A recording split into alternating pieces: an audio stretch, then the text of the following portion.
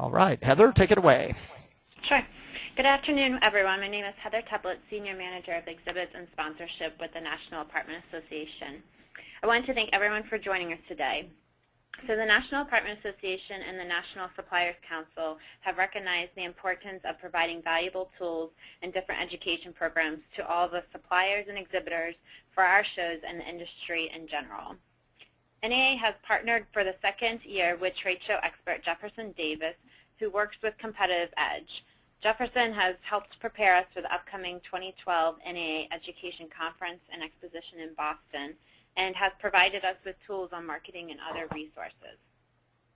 We created the Online Exhibitor Resource Center, which is posted on the Industry Supplier Center. The center is a great exhibitor education resource page where you can view webinars, best practices, how-to articles, and additional exhibition industry resources. I highly encourage everyone to access the site, and please bookmark and share with others. Today's webinar is being recorded and will be uploaded on the Resource Center site. So from there, Jefferson, if you wanted to continue. All right, thank you, Heather. And again, thanks to everyone for logging in, and I especially want to thank NAA, Heather, and the team for really caring enough about us as exhibitors to make an investment in this kind of a program. You know, when it comes to trade shows, there's a lot of we see others do, and this is how we do it. And we think that that's the right way to do it. But I think if you're dialing into the webinars and you're using all of the content, you're seeing that there's a whole lot more to exhibiting than just renting space, showing up, and hoping. So my name's Jefferson Davis. Thrilled to be back here with you. 25 years in the trenches of trade shows. I'm a trade show junkie. I'm on a 12-step. I'm about 10 steps into it. Just kidding. I actually love shows. Like all of you, I've been involved in the execution of about 200, and it's all about results for me. So hopefully it's that for you. Any of you want to talk shows, feel free to call my 800 number, email, or web. So let's start off. Let's jump into this content here. The subject matter of today's web briefing is state-of-the-art lead management. So I'm going to start with a little slide here that you might find a little humorous, but I think we'll kind of hit the mark. Question, what's the difference between most trade show leads and a fortune cookie? Answer, the fortune cookie might come true, okay? So the question is, how do the people that your company sends, the leads you capture from the show, how do they view those leads? Okay, in many cases, there's a disconnect over here, and I'll show you some of the statistics in a moment here.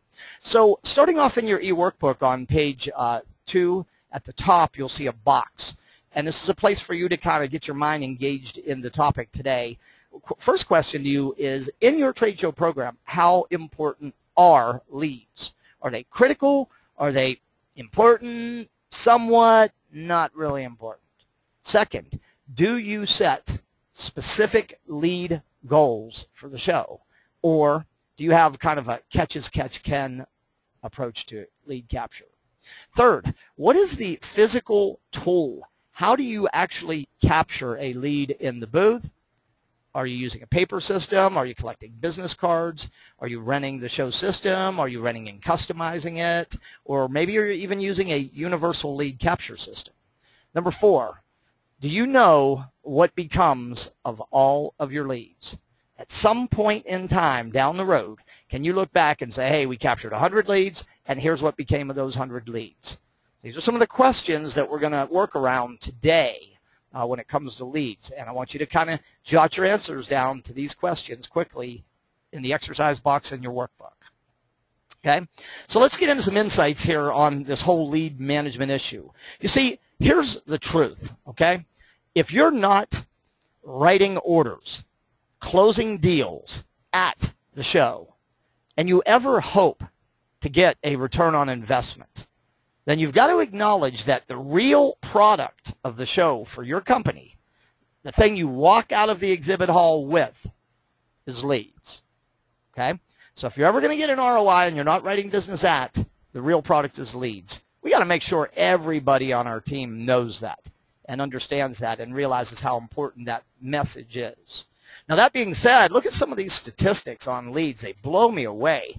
Exhibit surveys every year takes 50 bellwether shows. These are large anchor shows in all the major industries. 8 weeks after the show, they survey 1,500 attendees at the show. One of the questions they ask these attendees is, of the booths you visited and requested information and or follow-up, what percentage of those exhibitors actually followed up with you? The North American national average, 13%. The attendees, the buyers, are telling you and me and all of us that 87% of the booths they visit and request information or contact are never following up with them. Now, let's go back to our first insight. Hey, the real product to show is leads. If you're ever going to get an ROI, 87% of the leads are never followed up on. Houston, we have a problem. We have a massive problem here. And it's complicated by the third insight. 76% of salespeople who receive show leads view them as cold calls. Now, I want you to think about that one for a minute. A apartment industry buyer has walked into your booth. They've engaged your staff. They've requested information or follow-up. It's a cold call? Something is really amiss here. 3 out of 4 salespeople view show leads as cold calls. I think you'll see as we work through this content this afternoon why this is happening, okay? Number 4, this fourth insight is mind-altering. 43% of buyers that go to shows who are looking to influence buying decisions finally receive information from exhibitors after they've made the buying decision. 87 are not followed up. 3 out of 4 reps view leads as cold calls. 43% of buyers are saying they finally get something after they've already made the buying decision. I really want to thank you and congratulate all of you for coming on to this web briefing today, because I'm telling you, this topic here is probably one of the most critical topics that's going to determine whether you make an expensive appearance where you leave the money on the show floor or whether you make a productive, profitable investment. And the problem starts, it really starts with perspectives that we're not aware that this is going on, but it really starts with the capture process. What we're capturing, why we're capturing, and how we're capturing. And we're going to work through this today. We're going to walk through some best practices. You'll be able to get off of this webcast literally and improve your lead management process. And the sixth insight, the reality is, I've done over 500 show-sponsored webinars. I speak live 40 times a year in front of groups anywhere from 50 to 300 or 400 people. I've trained and consulted with hundreds of companies, and I'm just going to tell you point blank, few companies know what becomes of their leads. For many companies, when the doors close, the show is over. They send the leads out to the field, and they go into what I call the black hole. We never hear about them again, okay? And this is the fundamental reason why, if we're not getting return on investment, you know exactly why now, okay? So why is this happening? You know, you got to step back and go, those are some mind-numbing stats there.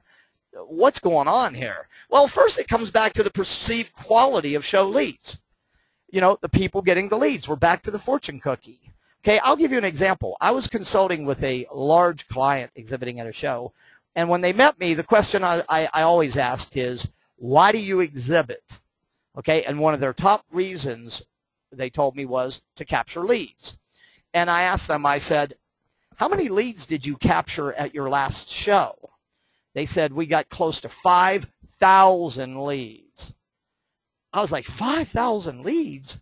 We ran a formula that we call, and by the way, you're going to run it today, called exhibit interaction capacity, okay? We found that their capacity for face-to-face interaction in their booth was about 1,800 interactions, face-to-face, one-to-one interactions in their exhibit. So you got to beg the question, right?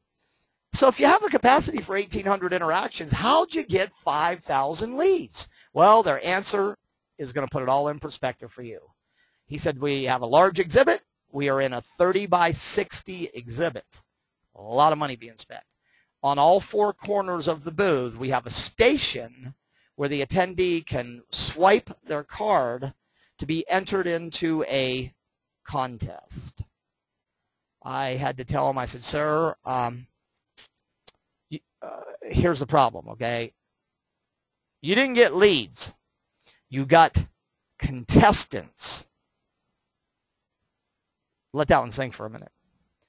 You send 5,000 contestants out to your sales force for follow-up and make them dig for the needle in the haystack, and you wonder why they're not following up on your leads.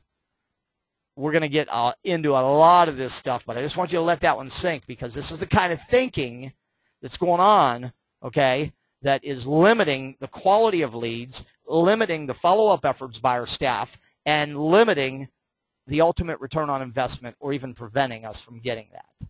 Okay, so the first thing is the perceived quality of leads, and we're going to bridge that gap. Second, there's a disconnect between the marketing and the sales department. Marketing typically selects, books, and executes the shows, and sales is asked or sometimes forced to staff the show, often against their will. You know, they see it as pulling them out of the field, teleporting them to Boston, putting them on a cold, hard floor for 3 days to talk to a bunch of looky-loo, tire kickers, time wasters. And if that person's not in their territory, they're going to do as little as possible, if anything, to engage, qualify, present, and get a commitment. And so we've got to understand that marketing and sales are not separate. In fact, they're part of the exact same food chain. The customer acquisition process is this: attention, interest, desire, action. Write that in your workbook. A-I-D-A. Attention, interest, desire, action. The job of marketing is to identify who you want to reach and grab their attention through your marketing, through the pre-marketing, through your exhibit. And then it's to build interest in the products or services you offer. The job of sales is to take that attention and interest and build it into desire to improve, avoid, gain, or change something, and convert that desire to action. You can see we are part of the same food chain here, and we should not be operating in silos. Attention, interest, marketing, desire, action, sales. That's the way we got to view this, okay? The third reason why this has happened is the lack of professionally exhibiting skills training. My research is finding that 86% of the human beings standing on the show floor representing their companies have never received a single hour of skills training in how to do that. This is causing them to make behavioral mistakes and communication errors that limit booth traffic, that limit the quantity and the quality of leads, and that sometimes even create negative perceptions in the marketplace about our company or products. Your people are going to make or break you at a show, okay? Fourth reason, the lack of clarity on what a lead really is. You know, someone walks into the booth and foists the card on your staff and says, can I get some information? And your staff says, sure, let me swipe your card. Shoo. And they go, I got a lead, I got a lead, I got a lead. No, they didn't get a lead. What they got was a swipe, okay? World of difference between a swipe and a lead. So we're going to get clear on what a lead really is, and I want you to make sure that everybody in your company knows this definition and looks at it the same way. Number 5, the lack of a closed loop lead management system. We capture the leads, we turn them over, and they're gone. We have no idea what became of them. So we're going to talk about all these things today. We're going to bridge all of these with some very fast, hard-hitting strategies. And again, at any point in today's webcast, when a question flashes into your mind, okay, I want you to type, okay, get your fingers on the keyboard, type that question in, and know this, there is no dumb question in today's webcast. Well, actually, there is one. It's the one that you need to ask. It's the one that you want to ask, but it's the one that you don't ask, okay? So fire away with questions. I find that we all get more out of these events when we get a good series of robust questions from you. All right, so let's jump right in now. Let's get into practices, okay? We got to change the way we see a lead. We got to change the way we define a lead, okay? To me, a lead has 4 very specific elements to it. Number one, there has been personal interaction. Somebody from your company has engaged the visitor. Second, questions, key qualifying questions have been asked. Third, the answers have been captured, documented, recorded. And fourth, the next step has been identified and agreed to by the visitor. Okay? That's your clear, functional definition of what you want in a lead. What isn't a lead, okay, is a contestant, as we mentioned before. What isn't a lead is just swiping somebody's card with no interaction and no questions and no clear answers and no next step identified. And what also isn't a lead is a business card that ends up in somebody's pocket. It's another problem going on. You got people in your booth that are the business card ends up in the pocket, the pants end up in the washer, the business card disintegrates. You didn't even know that the lead was captured. How can you follow through? How can you measure if you didn't know it was captured? Okay? I tell you what. You give me 50 of the first definition of leads, what is? I'll convert 15 to 25 of those consistently to business. You give me 5,000 contestants or swipes, I'll be lucky to convert 5. So how do you want to do this? You want to play this the hard way? You want to play it the easy way? Please do not get caught up in the activity trap or the quantity trap. And I know some of you listening to me are saying, hey, Jefferson, but you don't understand. My boss wants us to get as many as possible, okay? Then your boss needs to view this webcast. I'm just going to call it straight out as we're going to pull no punches here today. Have him or her log on and view the replay of this, because I think he or she will agree it's not about sending 5,000 swipes out to your reps. It's about getting 50 or 100 or 200 high-quality leads. When I think of quality lead, write these two phrases down. Information rich. I captured more than just what was embedded in the badge. And next step committed to by the visitor. Information rich, next step committed. That's what we're looking for. All right, so let's talk about the cost of poor lead management, and the flip side is also the cost of good lead management, or the opportunity of. First of all, there's a simple metric that every single exhibitor can be running, very few do. We call it cost per lead. You take your total show spend, you divide it by the number of leads you captured, and you have your cost per lead. Okay? In this example, $75,000 investment, captured 150 leads. $500 cost per lead. Now, here's a good question, okay? Is that high? Is that low? Is that reasonable? Well, it depends on what you're comparing it to. The average cost of a trade show lead in North America in 2011 was $365. Write that down. $365 average cost per lead. So your first benchmark would be to compare your cost per lead to the average B2B cost per lead. Your second comparison would be to compare your cost per lead to your average unit of sale. Okay, example. If my average sale amount was $1,000 and I had a $500 cost per lead, 50% of my revenue will be devoured by my lead acquisition cost. Do you think I have a problem? I do. And you know what it is? All the margin has been eaten by my acquisition cost. On the contrary, if I had a $500 cost per lead and a $25,000 cost per sale, I would be looking pretty good. So you compare your cost per lead to the average, you compare your cost per lead to the average unit of sale, you compare your cost per lead to other shows that you do. What if in one show your cost per lead is $220 and another show your cost per lead is $1,400? Do you think you should be looking under the hood to figure out what's going on there? I would say absolutely so. Cost per lead, simple metric to run. Every exhibitor should run it. Amazingly, very few do. Over the years, I have pressed exhibitors on planes, trains, and automobiles about, do you do shows? We do. Why? Leads. What is your average cost per lead? I've yet to find a single exhibitor out in the universe that is tracking their cost per lead. That's called mistake, colossal, okay? Second, the lost revenue, or you could flip this the other way and say the potential revenue opportunity. Whatever your average sale amount is, and I know you have a high-low, but pick your average. In my example, I'm saying it's $25,000.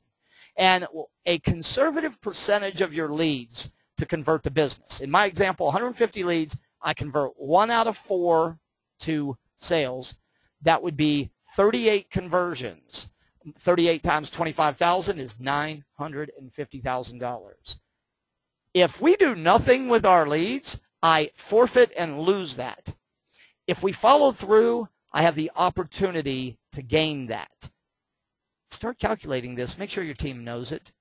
Okay? And third, you got to ask yourself a very, very serious question here. What a person walks into your booth, they're interested in your product services. They engage your staff. They ask for information and follow-up. Nobody follows up. Here's the question. How does that impact your company's brand perceptions in the marketplace? The answer, not very good. Okay, so there are very significant and hard dollar costs. There are opportunity costs, and there are damage to your brand identity by not managing this lead process. Okay, so to do this, what we've got to do is we've got to take a holistic approach and attack this from a closed loop lead management perspective. Okay, so you'll see on the screen here there's this circle, blue, red, and green. In step 1 of the process, it's about capture. And the reason I have this in blue is because this is the cold part of the process. We're not doing a good enough job in designing our capture tool, in training our staff, in determining what data. We've got to improve the capture process. We're looking for high quality, information-rich, committed next action steps. Then we've got to move these leads. We have to move them fast to the right people for fast follow-up. So the routing is the hot phase of this. Okay? Jot this down. Value of a trade show lead diminishes by 15% per week unless the visitor requested a longer time frame. I'm telling you that if you are not doing anything with these leads for 5, 6, 7 weeks after the show, you've lost 90% or more of the value, and honestly, you've probably angered some people. Okay? I've done about 36 panel discussions where I actually set trade show attendees by industry on a panel, literally in a room full of exhibitors. And the biggest complaint I hear is that, the buyers say, we go in these booths, we talk to the exhibitors about our problems, we ask them to follow up, and they're not following up. I'm telling you, nothing good is going to come from that. So you've got to get those leads out fast. The third phase is follow up. You got to make sure that there is a predetermined follow-up plan in place to convert all those commitments that were made in the booth to action.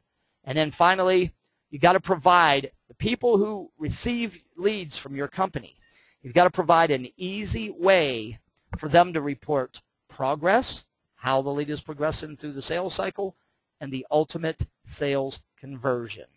Those are the 4 phases of the closed loop lead management. And I would ask you to go ahead and rate yourself on a 1 to 5 right now on all 4 phases. How well is your capture system performing? How fast are you routing the leads to the right people? How effectively are they being followed up? And how effective, what sort of compliance do you have on reporting progress in sales conversion? Any area on a 1 to 5 that scores below a 4 is a warning sign, a red flag, and it also tells you exactly how to fix the lead management problem. Okay? So let's talk about lead goals here. I'm an absolute believer you should never, ever walk into any trade show without a clear lead goal that is reality-based, communicated to the entire staff, and given ownership to, and having a check-down system at the show daily and at the end of the show. So let me show you how to set lead goals. It's pretty simple, okay? There's a formula we call exhibit interaction capacity. I want you to run this right now for the upcoming show for your company. Do not use my numbers, use your numbers. This will calculate your capacity for face-to-face interaction. And here's what it looks like, okay? The NAA show has 8 exhibiting hours. That's called your playing field. The variable, how many people are going to be in your booth consistently? In my example, I have 4. Staffing rule of thumb, 50 square feet per staffer. You got a 10 by 10 booth, and you think you're going to have 4 booth staffers in that booth? I'm going to tell you, you are making a colossal error. You know why? You're not going to have room for who? The visitors, the attendees. In a 10 by 10 booth, 2. Maybe 3. Okay? So here we go. 8 hours times 4 staffers. I have 32 staff hours. That is my playing field. That is my capacity to get face-to-face with people. Next variable, a conservative number of interactions per hour per staffer. Now, the average interaction in a booth is 3 to 7 minutes. Okay? From when the visitor enters and exits. 3 to 7 minutes is the average. Some higher, some lower. I could make a case for 8 to 20 interactions per hour per staffer. I will never, ever make that case. I'm telling you to start in the 3 to 5 interactions per hour per staffer. I'm going to pick 4. 32 staff hours times 4 gives me the capacity for 128 interactions in my booth. Not all interactions are going to convert to leads, nor should they. Some percentage will. What percentage? I'm telling you to start at 25% and work your way up as you get better and better at this game. So in this example, I have got a qualified lead goal of 32 qualified leads by closing time. And you know what's cool about this? Now watch how you communicate this to the staff. 32 leads divided by 4 staffers is 8 leads per staffer. When I divide that by the number of hours in the show, look at this number. 1 qualified lead per hour per staffer. That is the minimum performance standard in our booth. And I will have a check down at the end of each shift or the end of each day. Each staffer will come to the lead captain and check in on how many they captured. Okay? And there you go. Now, if you don't like the numbers here, you can change the variables. You can't change the show hours. They're fixed. You can change the number of staff within reason. You can change the number of interactions per hour with good pre-marketing and exhibit staff training. You can also influence the number or the percentage that convert to a lead by, again, having better pre-marketing to drive the right people to the booth. Okay, so if you don't like the number, okay, play with the variables. That's the formula we use to set lead goals. The next practice here, you've got to go for more information, not less. Okay? The question I want you to ask your sales team, if you really want to improve your lead management, go to sales and say, hey, what information, if we could capture at the point of contact, would help us better qualify and help sales better understand the value of the lead. Here we go. Email address. It may or may not be embedded in the badge. Ask for it. Do they have a specific application, project, need? Are there any requirements or specs that you need to know about?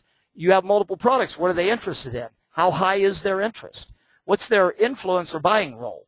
Who makes up the evaluation or decision team? Who else are they looking at? Who did they visit? Money, budget, time frame, next action step. You're going to want to look at what information that is embedded in the badge and what information you need to capture to truly qualify a lead. Next, you're going to look at your lead capture device. There are 5 generations of lead capture devices. The 5th generation is exploding right now. The first generation is you take business cards. Second generation is you staple them or use a paper lead form. The 3rd generation is you rent the show lead capture system. Generation 3A would be rent and customize. The 4th generation is where you invest in a universal capture. And the 5th generation now is smartphone technology, and iPads are changing the game. So let's do a quick poll here, everybody. Fastest fingers. Let me open a poll. I want to know, for those of you on this webcast with me today, what method do you use to capture leads? Okay, the poll should be on your screen at this point. Click the radio dial button that applies to you. Fastest fingers. Okay, I'm looking for at least 85 to 90% participation on this. We're at 65 now. Keep going. Those of you that are looking at email or messing with paper, stop that, tune in, press the button here, okay? Keep going. We're at 78%. 78%. A couple more votes. Come on. Let's get these numbers in. Go, go, go. Okay, 77, 8. Thank you. We're over 80. A couple more. Those of you who have it, click, click, click, click. Okay, and I am going to close and share the results for the sake of time right now. Here we go. All right. 12% of you rent and customize the lead retrieval units. You hear me clapping over here, and I'm going to talk about that in a minute. 36% of you rent the lead retrieval unit but do no customization. Good, but consider customization. 4% of you use a paper lead form, and 48% of you take business cards. Here's the problem with business cards, okay? Number one, they end up in pockets. You don't even know you got them. Number two, how much information can you capture on a business card? Not much. Next problem. Does the business card guide your staff through what questions they need to be asking and in the proper sequence? No. Here's the other problem. Let's say that I am a power buyer for a national apartment company. We have apartments all over the country. I walk into your booth at the show. I like your products. I hand you my card to swipe or scan. You can't scan it. I paused for a very purpose there. You got to ask yourself what impression you're making with that power buyer. You know, their thought is going to be, seems like most other people in this show can scan or swipe my card. Wonder why you can't. You know, they're not going to ask you that question, but I'll tell you what, it's way too early in the relationship to have that kind of a hiccup or that type of a speed bump. Okay? There are so many benefits of using electronic lead capture, and probably one of the most important ones is to look up to date and look credible and look viable. Okay? I'm going to suggest all of you that are in the collect business card paper lead form base minimally move to having and running the electronic system, ideally moving to customizing, and this has nothing to do with the show, and it has nothing to do with putting money in their pocket. It has everything to do with you getting better quality leads, capturing more information, more efficiently moving the data, and more importantly, making the right impression with these buyers. Okay, so what I'm going to do now is I want to bring on Jody from J. Spargo and Associates. They are the official lead retrieval company. And hey, we're not here to sell you any of this stuff, but we do want you to know what's available. So Jody's going to take you through kind of a quick view of the various lead retrieval options that are available. Jody, take it away and just say next when you need me to push the slide. Thanks, Jefferson. Okay, so we're offering all the equipment at this show. As Jefferson pointed out, you can use your phone with the iLeads app, and we have 3 devices that you can rent. The Direct Lead Touch is our premium device. It has the ability to take notes without writing them on paper, so that they will be in your electronic file at the end. It can also qualify your leads with 20 built-in qualifiers that are easily customizable. All of our devices are customizable with your qualifiers, or you're welcome to use the free ones that are included. Next. So Jody, the Direct Lead Touch, one thing I noticed here is that this does run off a battery, so that if an exhibitor didn't have electricity in their booth, that would not prevent them from having a lead capture unit, correct? Absolutely. This is perfect for the smaller booth that hasn't ordered electric in their booth. Okay, and then I would also imagine the portability of that, the ability to use that around, right? Both of the handheld devices and the iLeads app are totally portable and allow you to move about the booth, or if your booth gets crowded, you can move out into the aisle and pull someone aside and qualify them outside of your booth, especially like you're talking about a crowded booth. Okay, cool. So tell us about the mobile. The mobile, actually all the devices collect the exact same data. It's just how you collect it and what you can do with it once you've swiped their card. Now with the touch, the previous screen, you were able to enter notes. With the Direct Lead Mobile, you can't enter notes, but it's great for swiping cards and qualifying the leads, especially if you have a busy booth and you want to move on to the next lead. Next. Okay. iLeads. So the iLeads is great because you can use your device just by downloading a free app. Now you will have to rent the license subscription to use it, but it's also qualifiable. The only downside to this one is you will have to tap a number off of the card instead of swiping the card. Minor inconvenience, and you can also use it on an iPad, which is great because you have a lot larger screen and easier to type the number. Okay. The Direct Lead Terminal, there obviously are salespeople out there that do like a paper lead. Sometimes you're sharing a machine in a booth with several people, and each salesperson wants their own lead. They can swipe the card, tear off the lead, take a note, keep that lead for themselves, and their sales manager also has a file of every swipe. It is also customizable, and you can qualify with the complimentary qualifiers or the custom ones.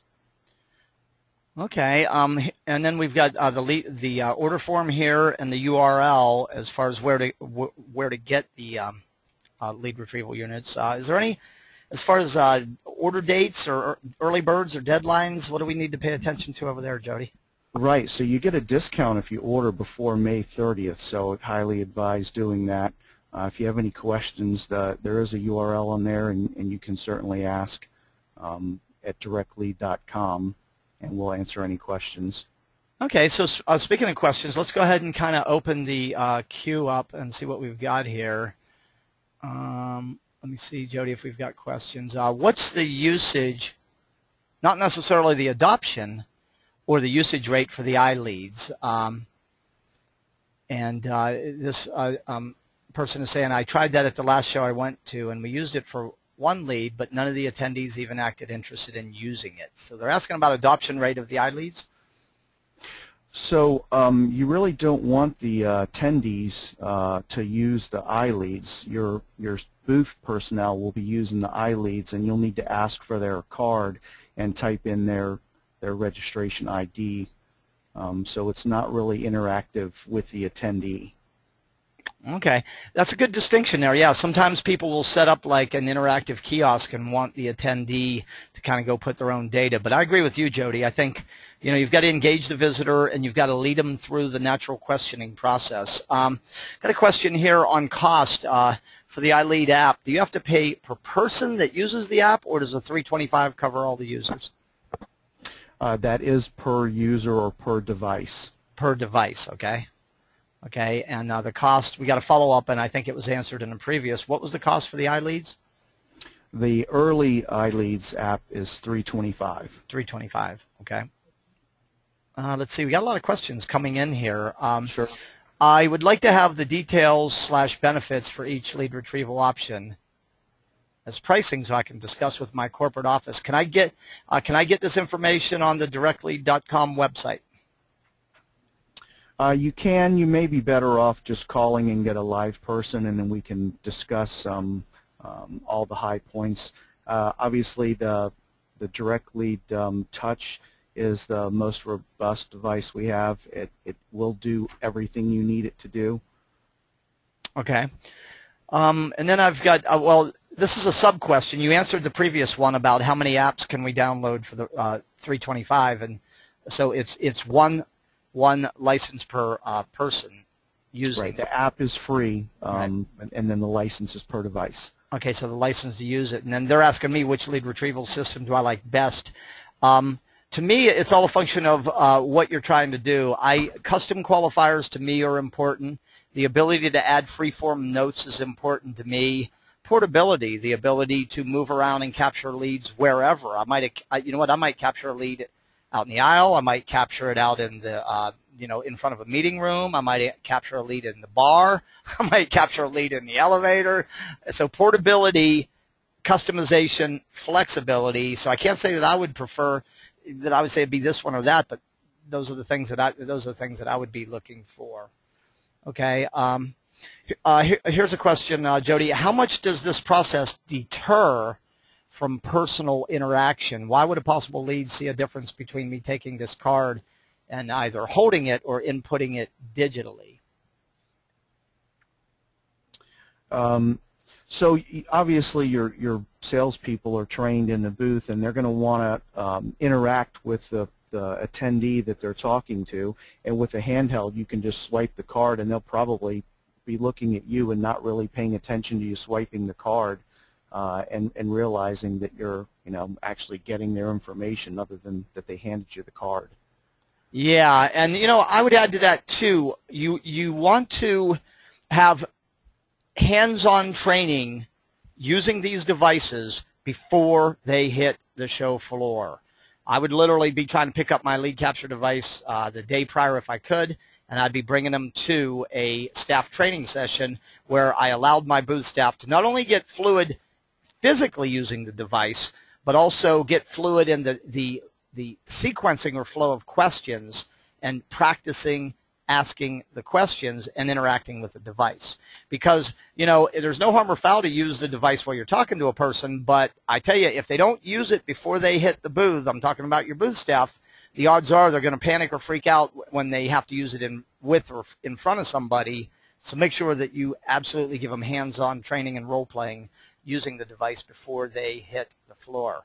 We got one more question, then I got to jump in, knock the rest of the content out, and we'll circle back, pick up more questions. Do the lead goals include appointments set before the show? I would say yes, because it still counts as an interaction, whether you preset the appointment or whether they walk into the booth, from a promotion or at random. You are still executing the interaction at the show, and the ultimate next step is coming from an at-show interaction. So the answer to that question would be yes, lead goals do include outcomes from preset appointments. Okay, Jody, thank you so much for your help on that. I'm going to jump back in and share a few more best practices. Then we'll come back and we'll take any remaining questions. But thanks for the questions, everybody, too. Nice job. Good stuff. All right, so let's move to the next piece here, okay? So we've talked about getting clear on what is and what isn't a lead. We've talked about setting specific lead goals and communicating. We've talked about the importance of determining what data you need to capture, and then we've talked about the different devices and why it's so important to be up to date in your capture device. Jody gave you a fabulous overview of the many different options available.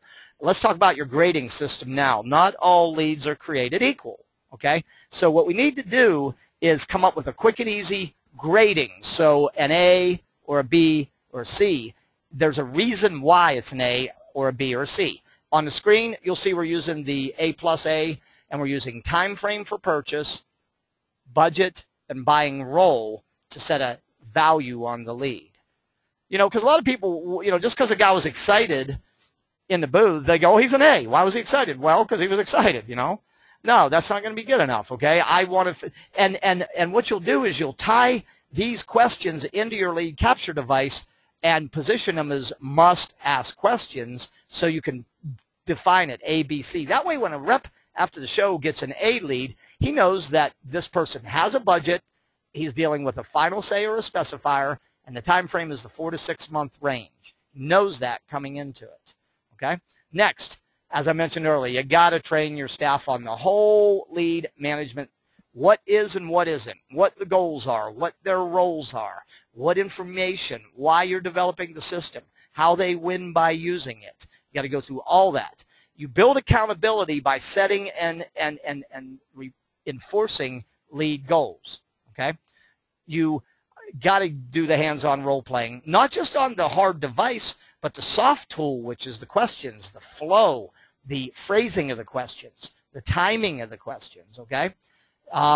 And I'm a big believer, if you do not have a real solid goal setting, a lead capture, routing, reporting, follow-up system in play, kick it off with contests. Start with an at-show contest. The rep or the team that captures the most quality leads wins X. And then you can build contests, and I'm going to talk about post-show contests in a moment. You got to have a lead captain. See the guy up in the corner there? There needs to be a guy that's wearing the hat and he got the stogie, and this is the guy you do not want to go up to at the end of the day and say your lead goal was 8 and you only got 2. Okay? The captain is going to take you for a long walk on a short pier. I'm being somewhat facetious when I say that. But the reality is this person wears the hat. They set and or communicate the lead goal. They ensure that the devices are available and functioning. They monitor the lead goal either on the end of shift, end of day, end of show. They acknowledge those that are performing. They correct the non-performers. They ensure that the data is moving from the capture device into the CRM system and is being routed. And they may even be the point of contact for post-show reporting. You got to have a lead captain, okay? Next, only route qualified leads. We're all the way back to the beginning of this, you know, garbage in, garbage out. So sending junk leads to the field is a primary reason why we're not seeing the follow-up.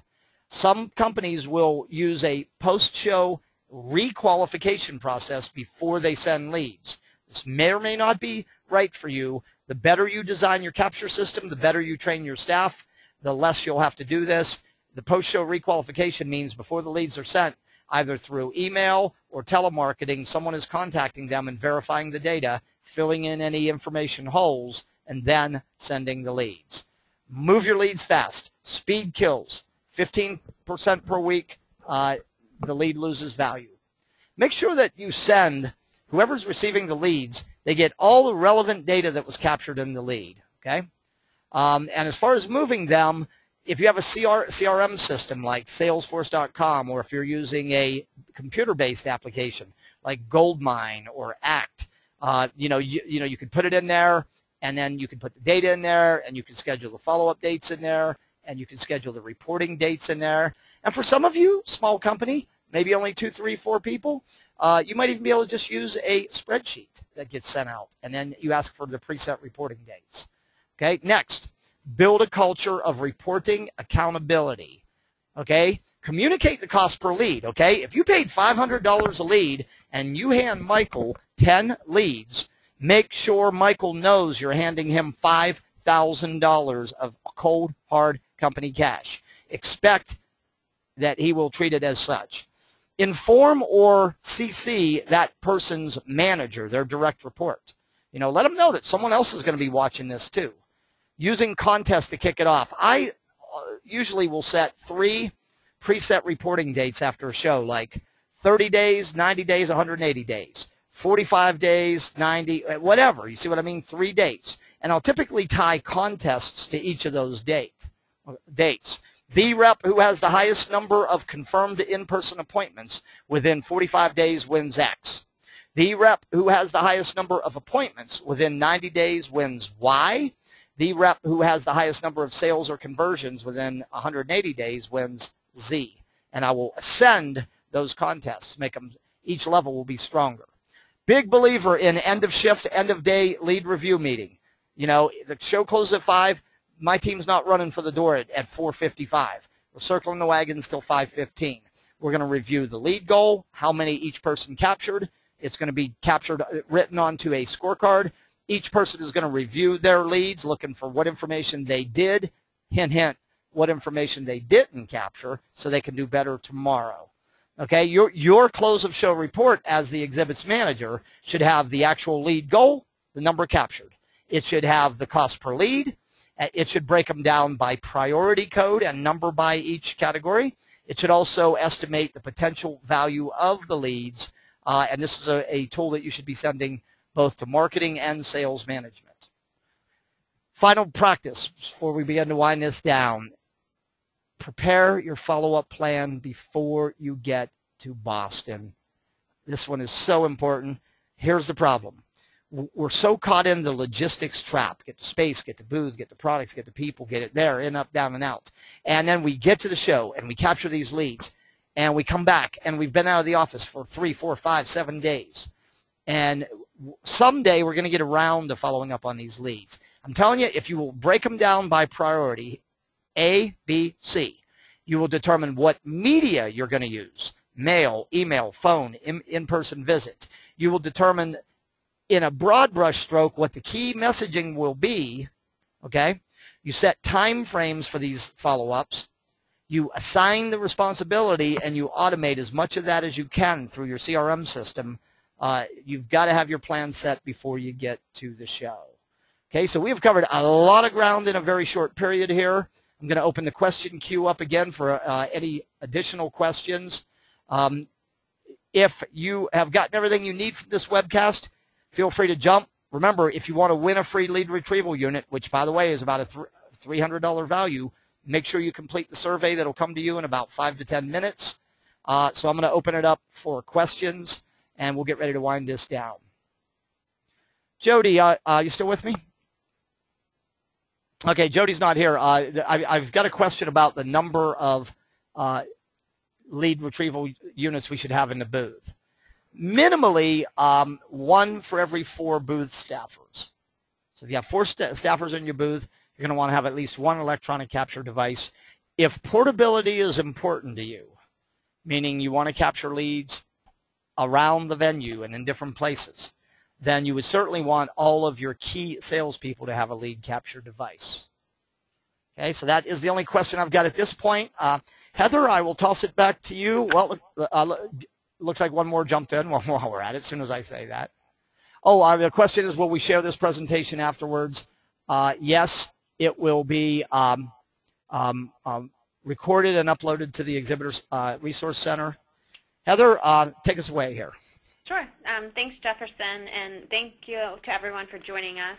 And Jefferson, thank you for your time. This has been great, and I think a lot of people are going to leave with some very useful information. Like Jefferson said, the webinar is going to be posted on the Exhibitor Resource Center, and I do encourage everyone to visit the site for other webinars that had taken place to kind of review those, and there's a few other articles and things like that. We do have the supplier wire that is going out here in the next few minutes, so I encourage everyone to take a look at that. There's some information in there about the Exhibitor Resource Center. So thanks again for everyone participating. All right, Heather, thank you. Everyone log in. Make sure you are tuning in to the Exhibitor Resource Center, and have a fabulous show in Boston. Remember, you can ask questions at any time through the Ask the Trade Show Expert email. And we will see you in Boston. Heather, thanks to you and everyone at NAA. And this concludes today's webcast. Thanks for logging in.